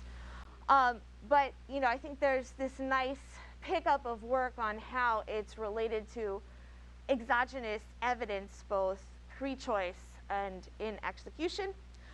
And then I have 2 minutes, but maybe I'll go just a little bit over, because I want to say something about how this is related to intentional action.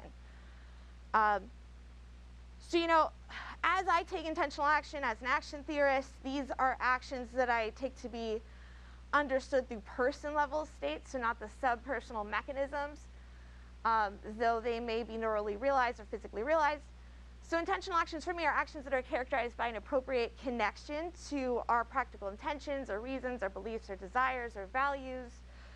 If I intentionally run 3 miles of trails, it's because I have a practical intention to run that day, and it's governing my behavior. Intention, I specifically think of a mental state, that it's linked to beliefs and desires, that it has a characteristic attitude of settledness or commitment. We've seen a lot about settledness and commitment. There's a lot of distinctions there we can make, but one thing I want to note is talking about decisions, right? So for decision, at least for my part, and this is not uncontroversial, I take that to be an event, so an event of forming an intention in a state of uncertainty. So, a few things I just want to briefly point out before I wrap up about this then, and I think a very important question for us to consider is how do we scale up from studying subpersonal mechanisms of decision-making to that person-level practical intention or intentional action? We've heard a lot about thresholds, urgency, pre-awareness, so how do we kind of link up those levels to say something meaningful about agency? How does this have to do with the RP? I'm a bit skeptical at this point about what RP research can tell us about, practical intention, but that's sort of another story. And then very interested in this idea of, it came up yesterday, if decisions are intentional actions, does this require a further intention? I tend to think no, but then there is this kind of interesting question of where's the control then in forming an intention? I'll just say briefly, I think this is all related to many different aspects of uncertainty that have come up. People have talked about chaotic systems, fluctuating endogenous and exogenous evidence, and then at the person level, reasons. Especially this idea of attention and effort. I do want to raise this critical question, which is, there's been a lot of talking about voluntary action and free action is tied to effort or difficulty. However, there are these interesting cases, right, where I would say the person's acting intentionally, so you think a skilled action of a professional, say, tennis player or golfer. Paradoxically, if they start to pay too much attention or they put too much effort into what they're doing, we see cases of choking in the yips, right? So I want to push back on, that there's this sort of one-to-one or strong one-way direction there. I'll skip commitment.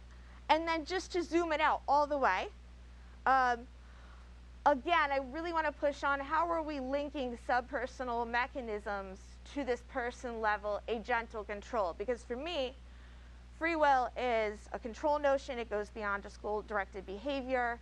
It's a kind of a gentle control that goes back to the up-to-me-ness, the abilities that the agent has at the person level. It ties to sense of authorship. So how are we linking these things up? How are we taking all this great research and saying something about free will? And this also came up with Shin's talk, but are we talking past each other too? I've noticed in discussion with people all weekend, people are talking about moral, legal responsibility. People are using moral responsibility in very different senses. So what exactly do we entail there? Is that a forward-looking notion, backward-looking, both, dessert-based? So I think there's a lot we could say there. But I will stop there, and really interested to hear what people have to say. Thanks.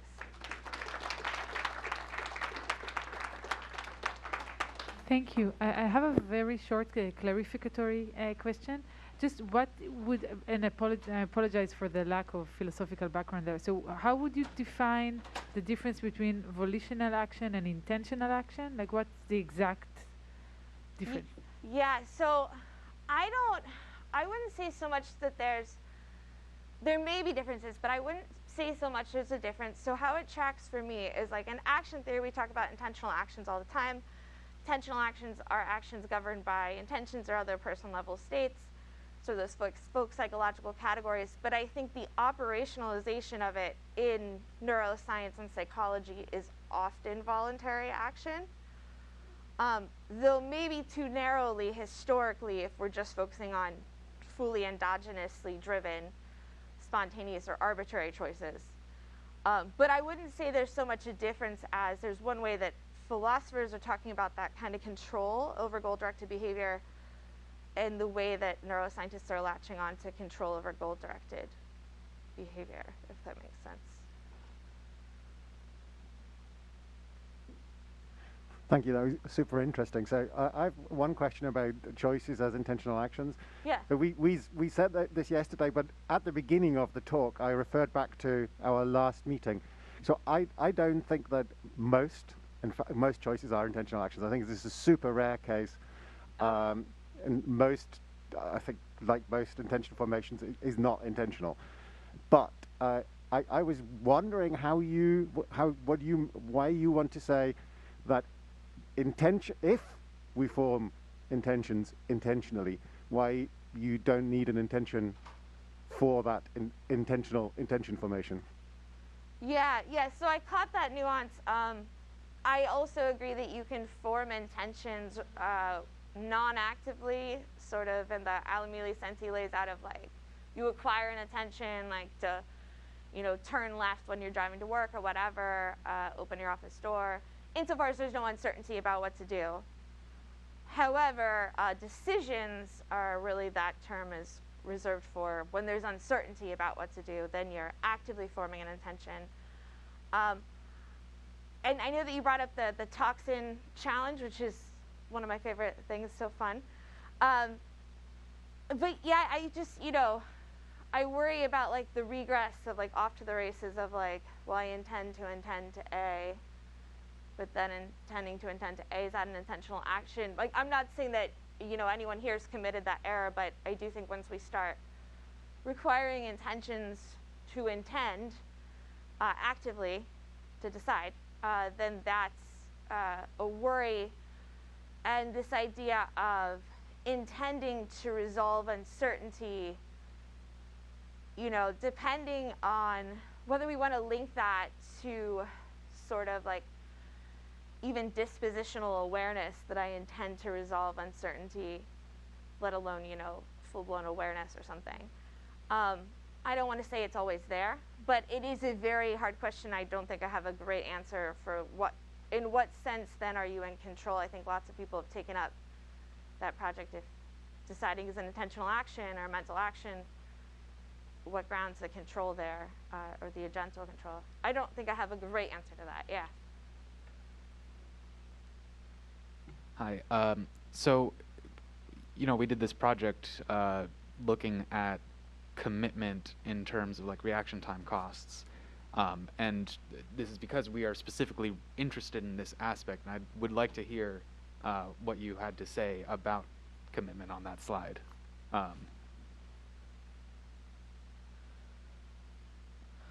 Oh, the point I skipped? Yeah, yeah. I just like to hear what you were going to say. I love that point. I'm glad you asked. Okay, yeah, so, in one of these papers, I'll show you which one is this one, and sent these.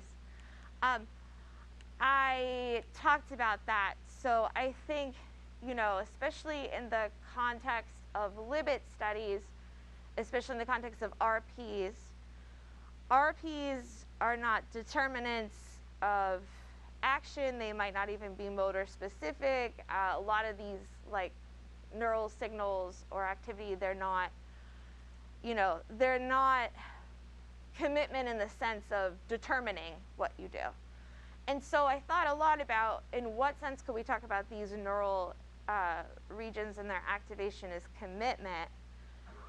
And one thing that struck me about areas like the pre-SMA and the SMA is that they're all tied to inhibition of alternative representations, so that the brain is like representing a variety of options, but what you see kind of pre-action execution is inhibiting some of those, say, motor plans. And so, yeah, I think it is tied to the work that your group presented, insofar as I think there's a strong tie between, well, these areas might be encoding, so to speak, commitment insofar as they are crucial for inhibition, or they're part of inhibitory networks in the brain. And inhibition, what is that? Well, to be settled is to be committed to one thing. To be committed to one thing is to suppress or inhibit all the other conflicting alternatives. So maybe commitment, neurally has more to do with inhibiting alternatives that you could act on, where that could be motor representations or it could be a more person level representation. That's what I was thinking, but I definitely think it has this nice tie to the work that you all presented. Thanks. I was just following up on Liad's question about the relationship, or the way that you were seeing it, between volitional actions or intentional actions. So I think I just missed part of your answer to that. Okay. With actions, presumably we think that actions could be, either intentional or unintentional. It's not clear to me. I'm never entirely sure what people mean when they say volitional, but it's not clear to me that there are non-volitional actions. Like, it seems to me that all actions would be volitional, depending on what they mean by that. So if that's right, then these things wouldn't be synonymous, because you can have unintentional actions. I don't know if it makes sense to talk about non-volitional actions. Yeah, what about like action slips or, like mistakes, right? So people can act in skilled ways. As a slip, as an action slip, right? So they're not so much causal deviance, but like there's a mismatch between like the intention that you had, so to speak, and the skillful behavior that you carry out. So you have one intention, say you intend to turn left or something. By habit, you turn right. Would you want to say that's like a non-intentional action, and could that be like, is that still voluntary? I feel like there's got to be not voluntary, but volitional, right? That was the question. The question was about volitional. Yeah. And I thought that's what Liad was asking, was what the relationship between volitional and intentional is. And obviously you can have actions that are not intentional, but it's not clear to me that you can have actions that are not volitional. And if that's true, then right away that's enough to show that they aren't synonymous. Whatever volitional is supposed to mean. Yes. It's not the same as intentional. Yeah, thanks for clearing that up. Yeah, so I want to use voluntary more to track intentional and non-intentional. And then volition I'm a little wary about because it's like, I don't know what anybody means. Like, you know, there's medieval notions of some entity, the will or something, and that's not really my flavor of how this goes. You know, you might take volition to be like person-level motivation, values, beliefs, desires, intentions, stuff like that, dispositions, behavioral dispositions, maybe. I honestly also don't know, as a philosopher, what people really want to say what volition is. I don't use that term much, but I would say voluntary. Yeah, thanks for clarifying that. Voluntary actions are more the operationalization of intentional. But then I see, I see your point. So It does seem like one of those terms that the scientists working on this use a lot more than the philosophers who work on this. And so if we're taking up, you know, Ralph's notion of like a shared vocabulary, I mean, maybe just, if I could just say like, if we could get clear on what everyone means by volitional, I think that, let's put that towards the top of the list of figuring out, because it's one of those terms that scientists use a lot, but the philosophers don't use as often. Yeah, and then saying a volitional decision, and especially for like, say, C. elegans or something, then I'm really not sure. I mean, maybe there's something really truly there that I'm just, but yeah, it'd be helpful to have this shared vocabulary for these things. So I want to try to make this discussion a little more concrete by going back to your example of what happens to me all the time, which is yips when I'm trying to make a 2-foot putt. And I mean, it seems to me, you know, I want to ask about freedom and volitional and voluntary, but also responsibility, because I want my real question is about how you think these are related to responsibility. So I miss a 2-foot putt because I'm putting too much effort into it, paying too much attention to it. I take it that I intentionally putted. It's not like I kicked the ball by mistake. But of course, I didn't intentionally miss. I wanted to make the putt, right? And so I was free to make the putt, right? I mean, I could have made it. Maybe I make it 80% of the time, but I still miss this one. And so am I responsible for missing the putt or not? I'd like to hear you go through those terms and apply it to a particular example. It would help me understand how you're seeing it. Yeah, interesting. So, I mean, I don't want to get into action individuation or whether this is like an action and an outcome.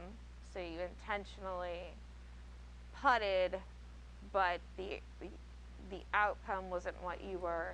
Yeah, it doesn't have to be an outcome. My putter was turned a little bit to the left, right? Yeah. So, and that's what produced the outcome, but it wasn't like a random quantum effect. It was, you know, the putter was not pointing in the right direction. Yeah. So there is still like a very coordinated, complex behavior there. Is it still intentional? I mean, it isn't a successful action execution. It could still be intentional insofar it was governed by an intention. Is it? Yeah, I see what you're saying. And then for the responsibility aspect of it, I mean, obviously these are neutral contacts like putting. Well, maybe you don't think so. No, it was my partner who missed the putt. That's right. And as a result, I had to pay off the bet. Oh, right. Are you responsible for it? I mean, I think that gets into issues of, can you be responsible for, you know, things beyond your decisions or intentional actions and, you know, outcomes that you were aware of or you intended? And I think the answer to that is yes. But I take it that for this project, we're most concerned with control in terms of intentional or voluntary action. So that's why I kind of grounded it there. But the reason I brought up choking in the yips is there's a lot of talk of like, well, there's this effort in, say, you know, putting aside the uncertainty and just settling or focusing your attention, right, on the alternatives. But that's such an interesting case with these athletes where they could go weeks or months where they had this beautiful skilled action that no one else has and they just start thinking about it. perhaps in your case as well, right?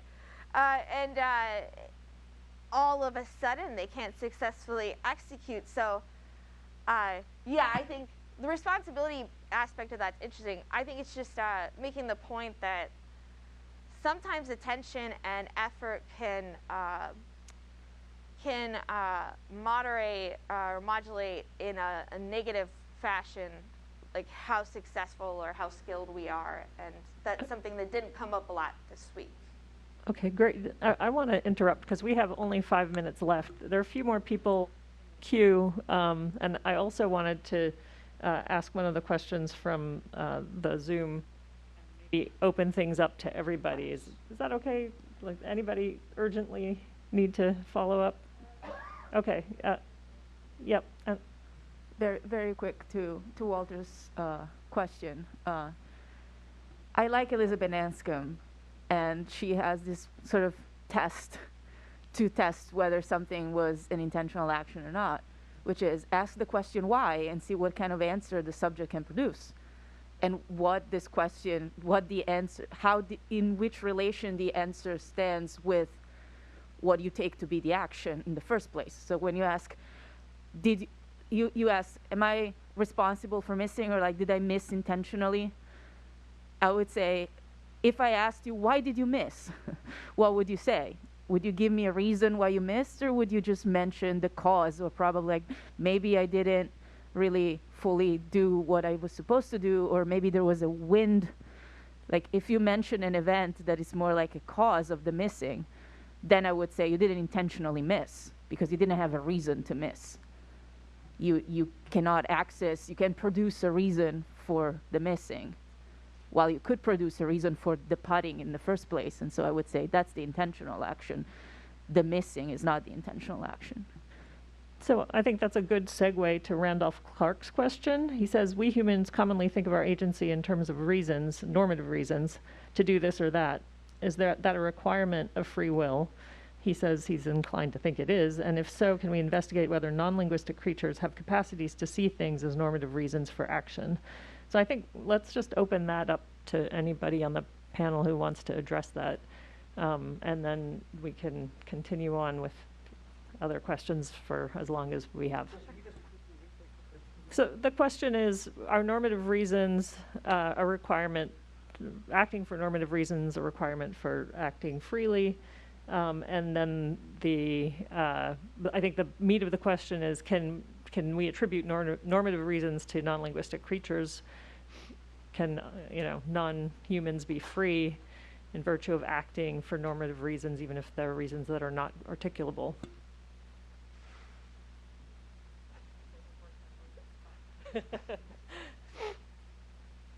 Reason is not a technical term, I don't think, in neuroscience. And in psychology, there's this term, reasoning, and there's some thinking psychologists are using that term, but I don't think we are a bit puzzled because we don't clearly see the distinction between action with reason versus action with something else. Yeah, I had a discussion on the poster yesterday about this, Anscombe's idea of reason, but I guess that's the reason why you don't get very clear response from psychology neuroscience side. I mean, I guess it would be a question about how we attribute things, to other animals. They certainly couldn't do it themselves, right? In that case, so yeah. But we don't have any problem talking about evidence, for instance, when we're looking at the random dot paradigm, right? So we think that the monkeys are weighing evidence or accumulating evidence for one or the other response. I'm not sure why that's not something like a normative reason in this case. Especially when you add value, right? Value to the options.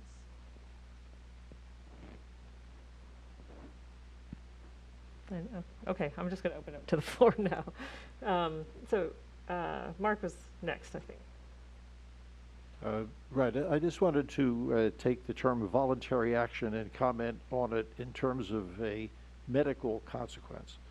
I have patients frequently who come in and say that they have a tremor and their arm is shaking, and they have a problem with that, and a number of them where the mechanism looks like it is produced by brain mechanisms that we would ordinarily call voluntary. Some of those patients have the diagnosis of what we call functional neurological disorder, and a number of those patients have a diagnosis of what we call malingering. And the difference between them are the patients with functional neurological disorder are involuntary. They are not producing it. They have no sense of voluntariness at all. The patients with malingering do have a sense of voluntariness, but are lying about it.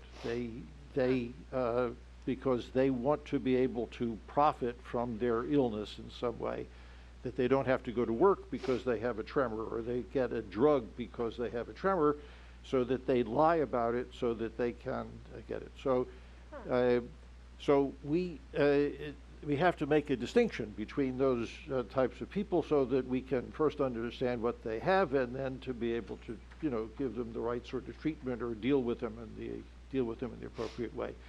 It is very difficult to tell the difference in that situation. Just by looking at the patient and talking with them, it's very difficult to tell whether they're lying or telling the truth. This is something that's very hard to do, in fact. So the issue of what is a voluntary movement comes up in a very practical sense in relation to medical aspects. I just wanted to draw attention to that. People were asking, what is a voluntary movement? And I just wanted to point out that this is a very critical question that actually comes up practically in the field of medicine. If I could say something just actually, you can't. No? We're out of time. I'll tell you later. Yeah. All right, let's thank all the speakers.